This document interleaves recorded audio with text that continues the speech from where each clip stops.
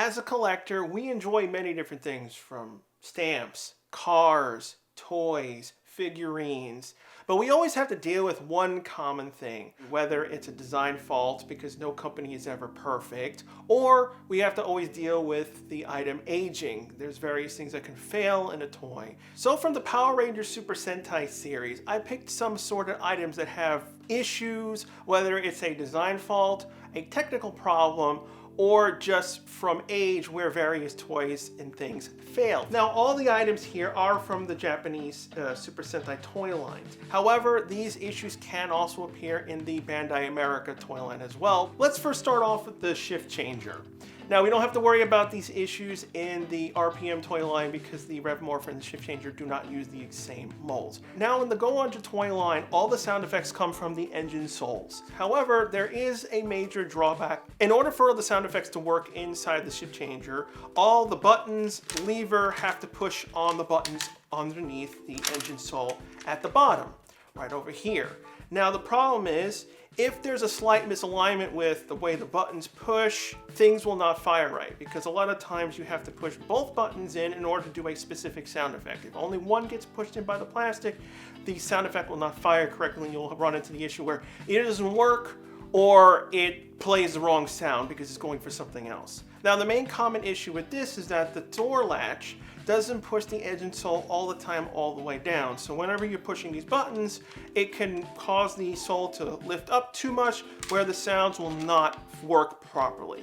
There is an easy, simple way to fix it. On the top of the latch, you can see that there's a spring system that helps push the engine sole into the thing as far as it can. Now, normally the plastic over here is screwed all the way in. To loosen these screws so that the spring has a little bit more give to push this piece of plastic into the sole a little bit more. Now, in the shift changer's case, it's a very simple fix, but unfortunately in most cases the toys are not like that, and they have more complicated ways in order to repair them and or deal with them. Let's go on to Gumbardo. Now, this is again only affects the Japanese version of the toys and not the US one because we use different molds. Now, the one advantage that I do like from the Go-Onger toy line is that there are very small toys. I do like it when they're smaller because you get more shelf space and what. The drawback with that is that all the connecting pins and anything that locks together, they're so small, they tend to break. And it's not because of age. There's just very little plastic for them to play with, so over time, they'll eventually break, which comes in the case of Gumbardo's arms. These connectors in here are notorious and they constantly break all the time. There's a couple of ways to fix this issue. You can use, of course, super glue is the most common way, but however, from experience, especially when you have the small items like this, the super glue will work, but then it'll eventually snap because again, there's just not a lot of area of the plastic to hold on. So what I would do is use a combination of super glue on the connecting pins that are in here. You would have to unscrew the arm. The best option I found, if you have access to a soldering iron, you can melt the two plastics back together. Now you have to be careful with this process because you can easily melt the plastic and completely destroy the thing in the process. So you have to do it little by little and don't put it on there for too long. And you have to be, of course, be careful because you can, burn yourself. You are melting plastic, it's gonna give off a smell. But as long as you do it safely, quickly, and keep everything steady, it will make it a much more stronger bond. Now, unfortunately, there are other toy lines that do have much more serious issues. And so I brought out a couple of things from the Hurricaneger toy line. Now, Ninja Storm and Hurricaneger's toys share the same mold, so every single version from whether it's the Asia release, Japanese release, or US release, they all share the same design faults. Now, a particular common problem is the Dolphin. Now, in this case, it's not actually a design fault. This is more on the fact of the manufacturing process. The Dolphin tail most commonly breaks because of the way they mixed it. Now, all plastic has a thing called bromide in it to make it fire retardant, fire resistant, so that it doesn't catch on fire very easily. easily. But if the mixture of the bromide with the plastic is higher than usual, it makes the plastic very brittle. So even if you had a brand new Dolphin 20 years ago, this issue would still occur because there was just too much mixed into it. Age adds on to the problem and it'll eventually snap. So the easiest thing to do is to be very careful with the Dolphin fin, because when you have to transform it, you have to move the tail up. So the best thing to do is grab it from its base as its thickest point. But if it does break, it's not the end of the world. You can use super glue and reattach the parts. The fins at the end are rubber, so they can just simply slot back in. And the most common breaking point is where the posts join to where the screws are.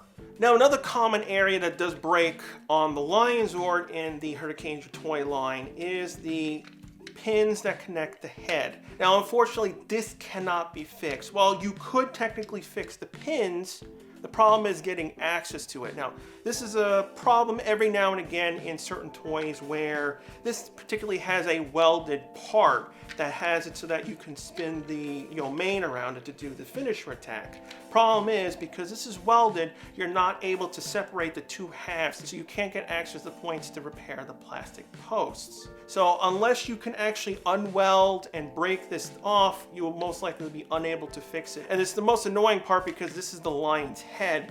If the pins break, it falls off. I've seen it. It's extremely annoying and aggravating to have a non-functional lion head. A couple of other toys have this same issue, which is the grip phone / the Solar Morpher from Mystic Force. The Japanese version specifically, the US version took this feature out. It has a hole puncher feature, but if anytime the electronics fail or wires go bad or anything, you cannot open the toy because the hole puncher portion has a welded metal rod in there as well. You can't separate the 2 points. I tried and I immediately broke one of them that I had, and I had to just get a replacement. So that's another example of a toy that you can't deal with an issue. Now, another common issue that breaks in the Ninja Storm line is the Quagga Beetle. The main reason why it fails the most is because it has the most of the spring actions. The main way it transforms is that you extend the leg up and then open the legs out. Now there's springs inside this top piece of the head. The springs are located in these parts over here. Because of the stress and everything, they eventually will break. And for example, here's mine. It's broken and unfortunately has come off again. I have glued this multiple times and it's always failed because, again, the spring is right here and all the force that keeps it together just simply pushes on the plastic. For a design and an aesthetic piece, it looks really cool that it has this nice part, but for functionality, all it does is fail. It should have either been a metal part or they should not have put this piece here at all, and it should have just been a solid plastic component. Now the problem with this particular thing is that this is a plastic piece that has, it's more see-through. You can do the same process of super gluing it and then using a soldering iron to melt it, but there's a higher chance for you to see the melted part. I haven't tried it yet on this particular part, but I'm going to have to because there's really no other way to do it. And we also have an additional problem with this for the exact same reason, because of the spring action, there's a locking clip in the middle part that keeps the two legs together. When the springs are fully, compressed, this pin also notoriously breaks, but you can repair it in the very simple way of just taking out the pin, reconnecting it, and then melting the plastic together. This one's a more permanent fix. This one's more of an annoying problem. Another notorious issue is the SP license. Now, this is the original version of the SP license, not the artisan version. Now, the US version does have a technical issue as well, but it's completely different from the Japanese version. Let's talk about the Japanese issues first. Now, the way the sound effects work is that when you push the button, you have all the different modes where you go for, change, phone, judgment mode, and they're all controlled by the two switches on the side and of course the top switch that lets you open the thing. Now the problem with this is that the top one controls the changing sound effect, but this can cause an issue inside. If the button is not pressed enough, it will simply trigger judgment mode because the button has to be pressed on the top. If it doesn't get pressed, judgment mode is always selected no matter what. Now this was a much more complicated issue to fix because it involves you cutting cardboard to a specific size and basically acting as a spacer on the lever part that pushes down. Basically what this red little piece that goes down, it's connected inside that goes to the gray part. What you need to do is you have to cut a piece of cardboard that's the same size as that space it in there, and you have to stack a piece of cardboard. I used cardboard from a cereal box, and I think I stacked it by 3 pieces. Basically just cut it to size, tape them together, fit it in, see what you need to do, and as long as you get it in the right spot and then you tape it in, and it'll work properly like it is. Now the US version's different. Since the electronics are completely different, they took out phone mode. The main common thing that fails in the US one is the side switches. Now there's 2 side switches that control change and judgment mode. That's how it determines which one you're on. So when you slide it, there's a switch on the top over here that it depresses, same thing over here. The US version's micro switches that are inside can get jammed if you like just do it really fast like in the show. You would have to open up the toy. It's fairly simple. Let's just take the screws out from the back, lift it off, and you have to use a pair of tweezers and pull the micro switch back out. Every now and again it can get stuck in there, and it happens even when it's brand new. It's not by age. I've had it happen in the US version immediately when I just use it like a couple of times. It happens mainly if you jam the switch up really quickly. So if you want to avoid it happening with the US version, don't switch it very quickly and it will pretty much work fine. Now the most complicated item on this disc. Now most people do not have Revolver Mammoth. Now this toy was not released in the US because you can obviously see it's a huge item. And unfortunately, just like the other parts of the Hurricaneger toy line, it too has design faults, very bad design faults. The way the toy works is that when the Carrigator ball goes into the launcher, it hits this rear plastic part. Now inside the drum is a spring. When you push in the Carrigator ball, it locks in the lever and then the spring goes in. Problem is, this is a mixture of metal and plastic, and every time they do that, plastic always fails. It doesn't matter how many times. You can use it once, you can use it twice. When I first got this, most of the launching ports were broken already, but there were 2 that were not. I used it a couple of times, they immediately broke. So obviously it's just a design fault and not done by age. It's a fairly easy fix, which is what annoys me the most because it could have been solved within the design if they didn't screw it up in the first place. Basically, the way the spring works is that the spring touches on a piece of plastic, which is what controls the latch, the curved latch. So basically this is the spring, this is the latch. When the spring puts too much force, this portion of the latch breaks and then the spring has no place to go. The easiest way that I figured out how to solve it, it works 100%, you don't really have to use any kind of glue or anything, is bend the spring, that's a part of it, as a hook down. And then it simply locks it onto the thicker part of the plastic, and the spring system works like perfectly, even without like a portion of it still broken off. However, the hardest thing is to get into the machine.